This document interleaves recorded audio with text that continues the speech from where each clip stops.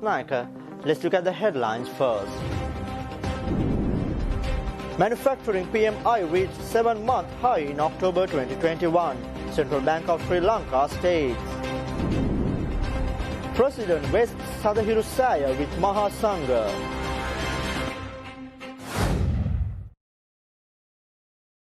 News in detail. Sadahirusaya in Anuradhapura was unveiled and vested with the Sasana and Mahasangha yesterday, officially opening the sacred site for devotees. The ceremony was held under the patronage of President Gotabaya Rajapaksa and Prime Minister Mahinda Rajapaksa. It was built in commemoration of the heroic war heroes who have made great sacrifices for the unity of Sri Lanka and also to mark the end of 30 years' war. Venerable Mahasangha and distinguished invitees performed religious proceedings, arriving at the new shrine hall in stupa premises amidst religious observances. Afterwards, invitees following the President and the Prime Minister garlanded jewels on the sacred relics casket placed at the relic house. A 2-minute silence was observed in honor of the fallen war heroes during the day's program. An eternal oil lamp was lighted by the President. Addressing the gathering, the Prime Minister said that it is the duty of future leaders to safeguard the hard-won peace and to ensure the safety of war veterans. Construction of this revered monument commenced in 2010 with the blessings of the Venerable Mahasangha according to a notion of the 5th Executive President and current Prime Minister Mahinda Rajapaksa to pay the nation's gratitude to the war veterans who sacrificed their lives and to those who maimed to usher peace to the motherland while eliminating 3-decade-long conflict. The height of the stupa is 283 feet with a diameter of 231 feet while standing tall on a circumference of 801 feet. The sacred relics including the Kapilavastu relics are housed in this stupa. Venerable Mahasangha including Mahanayaka and Anunayaka Theras of 3 chapters, cabinet and government ministers, Governor of the Central Bank, parliamentarians, secretaries to ministries, Chief of Defence Staff including Navy and Air Force chiefs, Inspector General of Police, Director General of Civil Security Department, former Tri-Forces commanders, war widows, differently able war veterans and distinguished invitees were also present at the event held adhering to healthcare guidelines.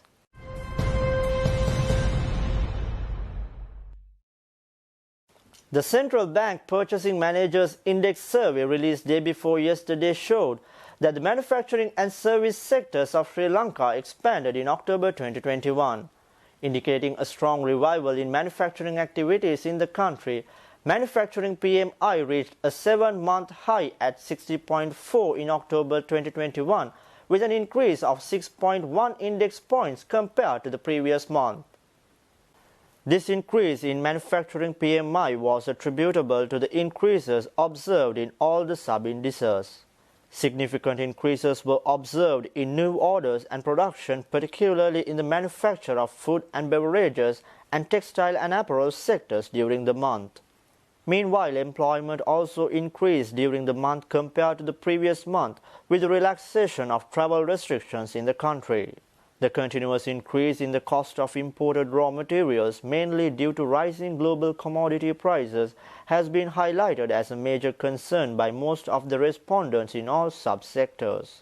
In the next 3 months, expectations for manufacturing activities remain at high levels, anticipating further improvements in economic conditions locally and globally. Services PMI increased to 57.9 in October 2021, underpinned by the increases in new businesses, business activities and expectations for activity sub-indices.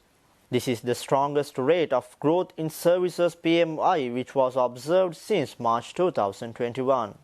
New businesses increased in October compared to the previous month, mainly with the improvements observed in financial services, transportation, education, insurance, professional services, real estate and telecommunications subsectors. Employment sub-index continued to remain in the negative territory, with retirements and voluntary resignations exceeding the number of new recruitments. Meanwhile, backlogs of work decreased in October for the first time since March 2021 as a majority of staff reported to work after the relaxation of travel restrictions. Expectations for business activities for the next 3 months increased in October following the relaxation of pandemic-related restrictions and favorable expectations on demand-side developments in the upcoming festive season.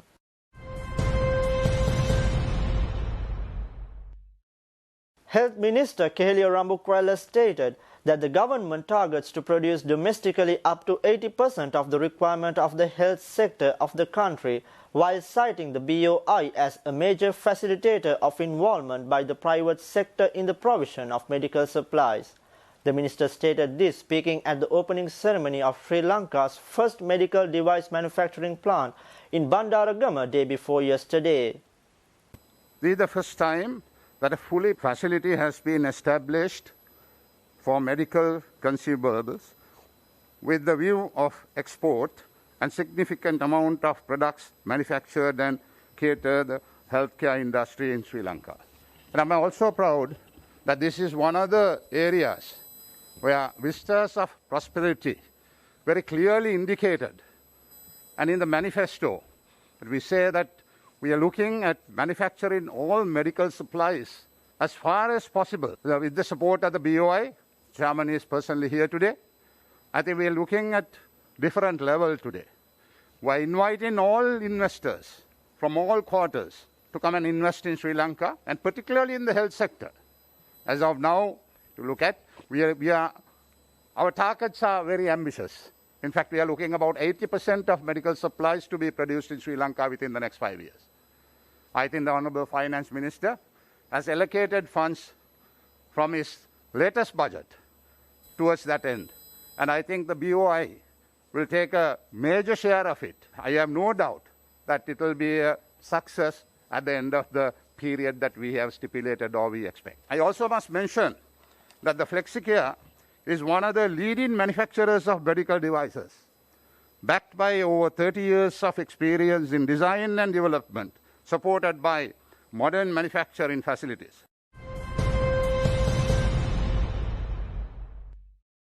Stay tuned for more news. We'll be right back after a small commercial break.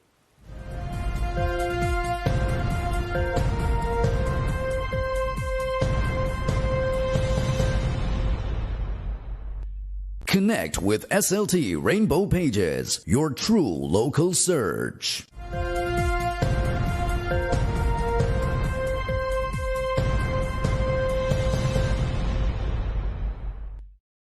Welcome back to the State of Business. Samagi Jana Balawege parliamentarian Diana Gamage says that the country can be free from debt by legalizing cannabis cultivation and exporting it with some amendments to some old-fashioned acts. The opposition parliamentarian Gamage said in Parliament Tuesday that this would create an opportunity for the country to earn a large amount of foreign exchange, and in such a situation, no need to kneel before international organizations seeking loans and donations.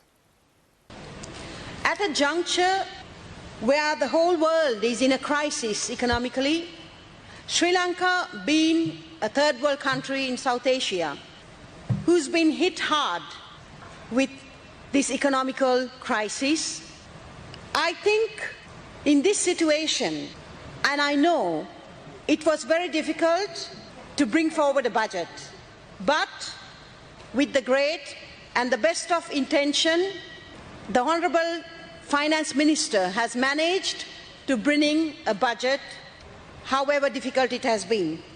අපිට ස්වභාව ධර්මයෙන් සහ මේ දෙවියන්ගෙන් දීලා තියෙනවා අපිට වාණිජ භෝගයක්. ඒ තමයි කංසා. මම යෝජනා කරනවා මේ රට තුල මේ කංසා වගාව අපි රජයේ අනුග්‍රහයෙන් කංසා වගාව නීතිගත කර මේක වගා කළ යුතුයි. මම කැමතියි මේක ගැන වචන කීපයක් කියන්නට. අද ලෝකයේ වෙනත් රටවල් කංසා ආනයනයෙන් අති විශාල ආදායමක් ලබනවා. යුරෝපා ආයෝජන බැංකුවට අනුව ගෝලීය කංසා වෙළඳපොළ ඊළඟ දශකයේදී 10%කින් ඉහළ යන බවත් 2027 ඩොලර් බිලියන 140ක් බවත් පුරෝකථනය කර තිබෙනවා. ඉන් ඩොලර් බිලියන 57ක් නීත්‍යානුකූල කංසා වලින් ලැබෙන බවත් ඉන් වැඩි කොටස උතුරු ඇමරිකාවේ සහ යුරෝපයේ සැපෙන බවත් සඳහන් වෙනවා.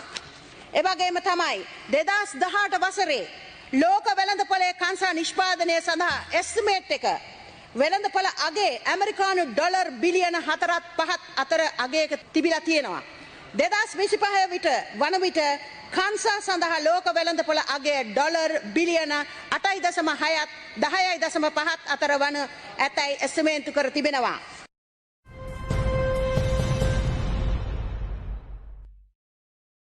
Sri Lanka Muslim Congress leader and parliamentarian Rauf Hakim said that 700 million rupees revenue fall was occurred due to the reduction of VAT and several other short-sighted actions by the government. Joining in budget debate, he also spoke about the issue of unemployment and poverty. These are all problems that were heaped upon the government by their own actions. As they came, they reduced the VAT from 15% to 8%. So revenue shortfall for almost 700 million by that act alone. And all of that has added on to these problems. Unemployment and poverty is on the increase. Food security of large sections of the people is threatened.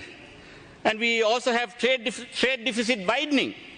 Foreign reserves are perilously low, inadequate to even meet essential import expenditure. It has come down to almost 2 billion foreign reserves. Very, very difficult situation. Not only that, the interest payments on our foreign loans alone is almost coming to 70% of the GDP of the country. The gross domestic product compared to the interest to be paid on the foreign loans obtained is coming to almost 70%. Up to last month, it was Lebanon who was in the first place, the worst place. Today, Sri Lanka has overtaken Lebanon. That is our situation. In this situation, we can hardly afford to spend even, of course, he has now suspended building projects, suspended various other matters. He have also issued very, very strict expenditure cuts, but all of which is still insufficient to meet all these challenges that we are faced with.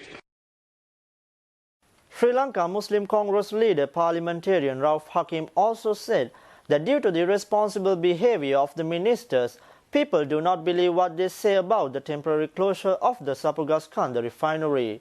Speaking in Parliament last Wednesday, parliamentarian Hakim also pointed out that government so far has no proper solutions to increase the foreign reserves. Ill-advised economic policies has ended up in mismanagement of the economy and unscientific and impractical policy of suddenly switching to organic fertilizer. They pose insurmountable economic and fiscal problems. Underlying reasons for shortages and price hikes of food and essential items, the mismanagement of the economy by inappropriate and faulty monetary, fiscal, trade and exchange rate management policies have aggravated the severity of the problems. Now these exchange rate management policies have caused serious problems. Even the price hikes have happened as a result of that. Now we see today in the papers that crude oil imports have been suspended and they want to now go for purchase of refined oil directly. Now we know spot purchase of refined oil, we will also incur foreign exchange. So where are we going to find? If you are going to suspend crude oil purchases based on foreign exchange scarcity, how are you going to purchase refined oil? So these are problems. Now these have created long queues before our petrol sheds. Government says, the minister in the morning gave assurance that there will not be a shortage on fuel in the country. But the fact is, when you see the reality, when you see the statements in the papers by the ministers, people panic. This panic situation has arisen because of irresponsible behavior of the ministers.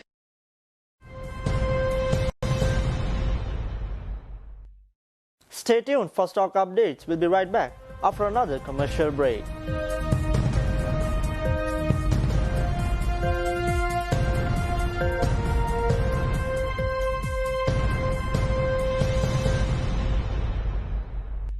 Connect with SLT Rainbow Pages, your true local search. අන්තර්ජාලය fibre සමගින් ලැබෙන තැන ඉස්සර වගේ නෙවෙයි දැන්.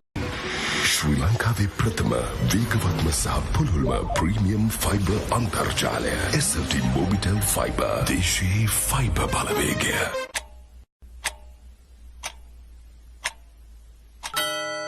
SLT Mobitel Home Broadband Online Learning සහ Working Data දීමනා SLT Mobitel.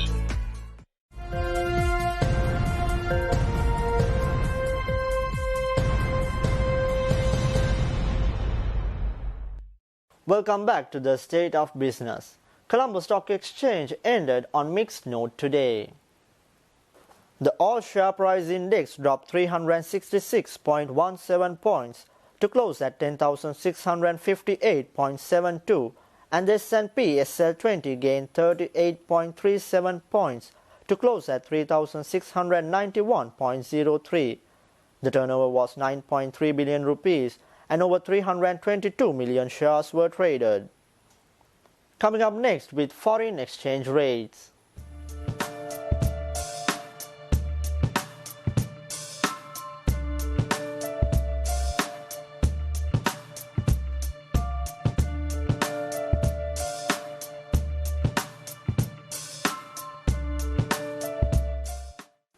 With that, we wind up today's news. Thank you for watching. Have a great weekend. Take care. Good night.